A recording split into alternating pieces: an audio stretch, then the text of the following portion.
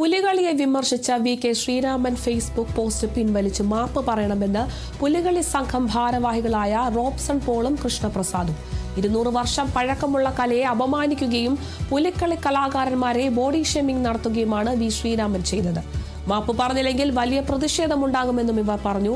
പുലിക്കളി കാണാത്തതുകൊണ്ടാണ് ഇത്തരം വിമർശനം നടത്തുന്നതെന്നും ഇത്തവണ പുലിക്കളി കാണാൻ വി.കെ. ശ്രീരാമനെ ക്ഷണിക്കുന്നു എന്നും അയ്യന്തോൾ പുലികളി സംഘം അറിയിച്ചു. ഇതിൽ പങ്കെടുക്കുന്നവരെല്ലാം മനുഷ്യരാണ്, അവരും കലാകാരന്മാരാണ്.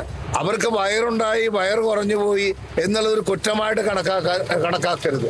ഒരിക്കലും ഒരു ബോഡി ഷെയ്മിങ് ഒരിക്കലും നമ്മൾ അംഗീകരിക്കുന്ന ഒരു കാര്യമല്ല. ഇത്തരത്തിലൊരു കാര്യം എന്തിനാണ് അദ്ദേഹം ഇങ്ങനെ ചിത്രീകരിച്ചത് എന്ന് ഞങ്ങൾക്ക് മനസ്സിലാകുന്നില്ല. അതുകൊണ്ട് ഇന്ന് തൃശ്ശൂർ പുലിക്കളിയിൽ പങ്കെടുക്കുന്ന 9 സംഘാടക സമിതികളും അദ്ദേഹത്തിന്റെ ഈ ഫേസ്ബുക്ക് പോസ്റ്റിനെ നിഷ്കരണം തള്ളിക്കളയുകയാണ്. അദ്ദേഹം പറഞ്ഞതും തെറ്റായിട്ടുള്ള ഈ പ്രവൃത്തി അദ്ദേഹം പിൻവലിക്കണം. അദ്ദേഹം തൃശ്ശൂരിലെ ജനങ്ങളോട് മാപ്പ് പറയണം.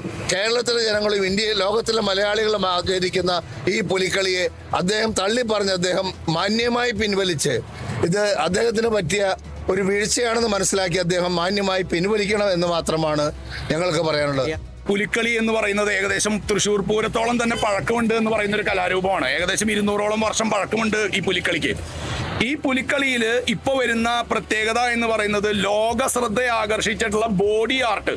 രാവിലെ 5 മണി മുതലോ 4 മണി മുതലോ തുടർച്ചയായി ശരീരത്തിലെ രോമങ്ങൾ മുഴുവൻ വടിച്ച് കളഞ്ഞ് അതിലേക്ക് വരച്ച് ചേർത്ത പുലി രൂപങ്ങൾ വൈകിട്ട് രാത്രി 11 മണി വരെയോ 12 മണി വരെയോ നിന്ന് കളിക്കുന്ന ഏകദേശം 5 കിലോളം വെയിറ്റ് വരുന്ന ഈ പറയുന്ന അരമണിയടക്കം ചുമന്നുകൊണ്ടാണ് അവർ ഈ കളി കളിക്കുന്നത്. അവരൊരിക്കലും ശാരീരികമായി ബുദ്ധിമുട്ടുള്ള ആളുകളല്ല.